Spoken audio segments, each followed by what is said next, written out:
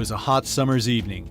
As the red sun was setting into the blackening sea, two bold adventurers set out from Flats Inlet on their stand-up paddleboards. Setting off from Flats Inlet at 6:30 p.m. as the sun's already making its way towards the horizon was surely daunting.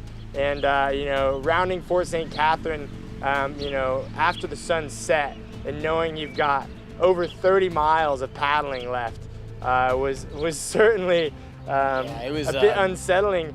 Christian Shaw and Gordon Middleton had vowed to take their stand-up paddle boards all the way around Bermuda in the dark. It was a really long night, and it was something that defines my paddleboard experience in a lot of ways. Middleton and Shaw are extreme sportsmen, veterans of competitions all around the world. So I have a very broad range of experience in board sports and wind sports and ocean sports. Basically, if you can do it on a board, I've done it, and I still do it. But paddling all the way around Bermuda was like nothing they had seen before. It was one of, if not the hardest physical and mental challenge of my life. Why were they doing this, you might ask? Paddleboarding for me is first of all fun, but we like to push our limits. We want to put ourselves on the line to prove our cause. Their cause is called Plastictides, an environmental organization they created themselves. Plastictides is it's a combination of awareness about plastic pollution and adventure out in the wild. What we do as Plastictides is going out into wild locations, remote locations, and paddleboarding, but all to raise awareness of plastic pollution. It's all about paddling with a purpose. Middleton and Shaw hoped their daring adventure would raise awareness about the scourge of plastic garbage in our oceans. But somewhere off the South Shore, in the dead of the night, as the waves quietly washed past them, the two adventurers hit on an even bigger idea: the Devil's Isles Challenge. We wanted to, dare others to try this during the day, try and, bring it to a more universal audience. But yeah, we wanted to dare people to come out here and take on the Devil's Isle. The concept became the Devil's Isles Challenge 2016, a paddleboard race that went all the way around Bermuda in May of that year. The Devil's Isles Challenge was a success, and now Shaw and Middleton want to make it an annual event, an event that could put Bermuda in the forefront of a rapidly growing tourism market. So paddleboarding is the fastest growing sport in the world, and it's been the fastest growing sport in the world for a number of years now. And paddleboard racing is just blowing up. Across the world, we see the Molokai to Oahu, the Olokai, we see the Carolina Cup, all of these with thousands of participants. So what if thousands of people came to Bermuda for a paddleboard race? A paddleboard race that was the toughest in the world. You've got these big races out there like the Molokai to Oahu, 36 miles, but that's a downwinder. You're going with the wind, you're going with the swell, you're moving fast. This is I think the ultimate right now in ocean paddleboard races because it's not all favorable. Anyone who has gone around Bermuda in a boat knows that you encounter a wide variety of challenges. The north side is mostly flat water, but you can end up a long way from shore. The south shore is rough. There are tides, reefs, and varying winds. Paddling around Bermuda is a serious undertaking, but the adventure sports market is always thirsty for a challenge.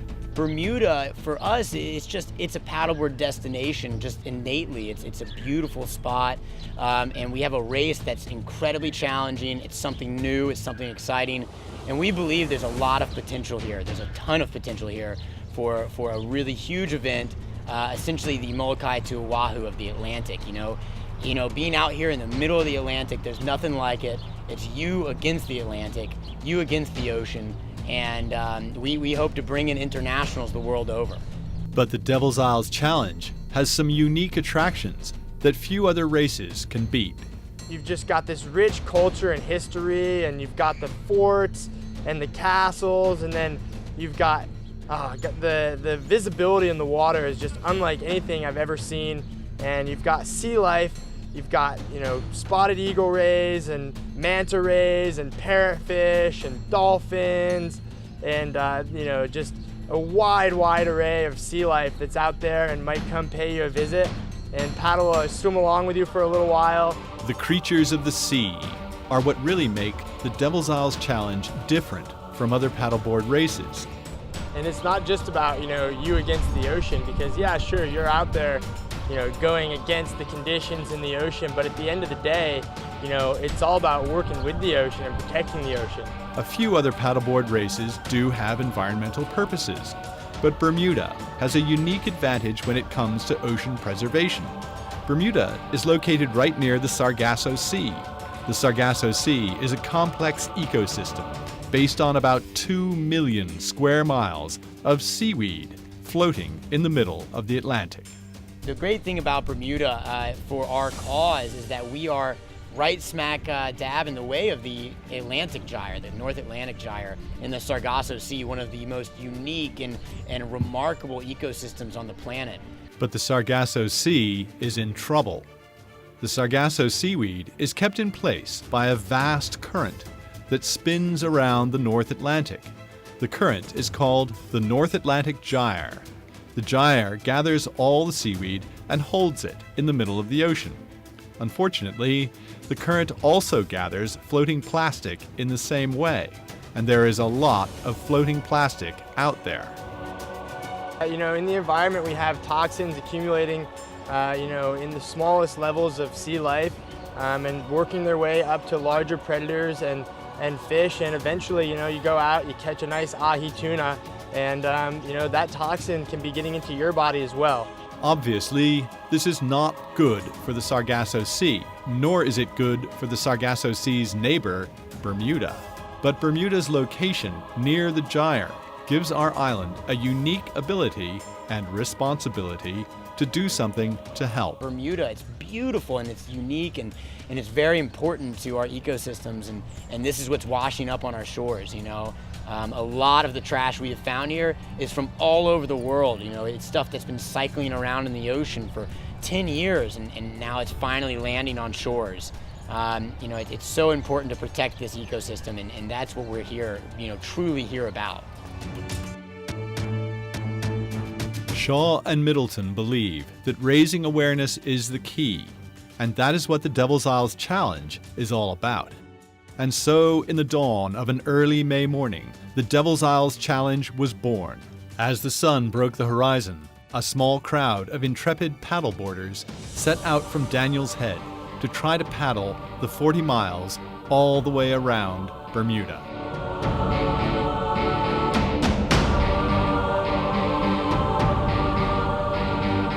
It's rocking and rolling out here. Out on the east end, things get pretty messy. The competitors included the biggest names from the America's Cup, like Team Oracle's Jimmy Spithill. He looked like he was on a sprint race. This is a 40-mile, round the island, middle of the ocean race, and he came in, and he was looking faster than some of the pros I've seen, pro paddleboarders out there, and it was pretty remarkable to watch. Spithill completed the course in just over 10 hours, a remarkable time. But the Devil's Isles Challenge is not just for world-class athletes. Anyone can participate. Just trying to make a fun and engaging platform for, getting people to pay attention and to care. To make it fun and easier, you can do the course with a relay team. With 4 paddlers, it's still a pretty significant amount of paddling for every person, but you break that down to maybe 6, 8, 10 paddlers. Everybody's in the boat, everybody's cheering each other on, and you could get just a group of everyday paddlers out there, and they can really take this on and see the island from that perspective and feel that accomplishment in their own right. And if the relay is still too much, there is always the party on day 2. The Devil's Isle Paddle Fest, day 2, it's all about just getting your everyday paddler and even someone who's never paddled before out there and enjoying this beautiful place, doing a 6-mile intermediate paddle around Somerset Island, and you've got attractions like Somerset Bridge, the smallest drawbridge in the world, Ely's Harbor, and just some wonderful scenery, and getting out there with a group of people, and for the kids as well. This event is really geared towards kids. We've got a nice kids race here in Somerset Bay, and we have raffle prizes and really trying to make it inclusive. All right, and we got. Yes! Oh, I was watching. On day 2, we have Sup Limbo, which is something that we've kind of invented ourselves, I think, and it was a blast. It was so much fun, and we expect next year to see some pros out here trying to compete with the 7-year-old that's on a paddleboard for the first time, because let's be honest, they have a little bit of an advantage. So I'm really excited about the future of that, and we have all these sort of things going on, but the key to it all is plastic free. Our bar, we had glasses instead of plastic cups. Our food, we didn't have any sort of plastic spoons or any sort of silverware that was plastic. There are 5 oceanic gyres in the world, and they all attract a lot of floating plastic. I've traveled all over the world, and I've been to some really remote places, even up the most remote stretches of West Australian coastline, where there's very little human influence. You walk down a beach, and there might not be anyone for 100 kilometers, but there's still plastic. It's still there, and so in that way, humans are there, because we created this stuff, and it's ultimately our job to solve it. Ocean plastic has attracted a lot of concern and attention in the world media and with people who care about the planet. Ironically, this could be an opportunity for Bermuda. Many people want to participate in solutions to the world's problems. How many times have you watched a documentary and said, "I want to do something about this problem"? The Devil's Isles Challenge gives people the chance to do just that while participating in a challenging and beautiful adventure. In fact, taking a vacation with a purpose is a growing area of tourism. So the Devil's Isles Challenge taps into 2 important tourism markets at once. There is the extreme sports market. Bermuda could create the biggest open ocean stand-up paddle race there is. And the environmental tourism market. Bermuda is an incredibly beautiful location with a spectacular coastline and stunning reefs. Perfect for environmental tourism. But we have to get the formula right. Bermuda's location next to the Sargasso Sea and the North Atlantic Gyre gives us an automatic advantage in both markets. The Sargasso Sea and the North Atlantic Gyre are the flavor of the month in the world of environmentalism right now. Everyone has heard of them. The Devil's Isles Challenge could capture the world's imagination with a long, grueling paddleboard race right in the Sargasso Sea. Bermuda's Sargasso Sea location will help to attract the international media. The race would showcase to the world our amazing island in the middle of nowhere with a stunning shoreline and spectacular reefs and beaches. This will attract people who are not even paddleboarders. Environmental tourism isn't just about cabanas in remote locations. You have to make it an adventure with a purpose. The drawing card is that tourists can have an amazing adventure while helping raise awareness about this beautiful ocean. And they can do it all by coming to Bermuda.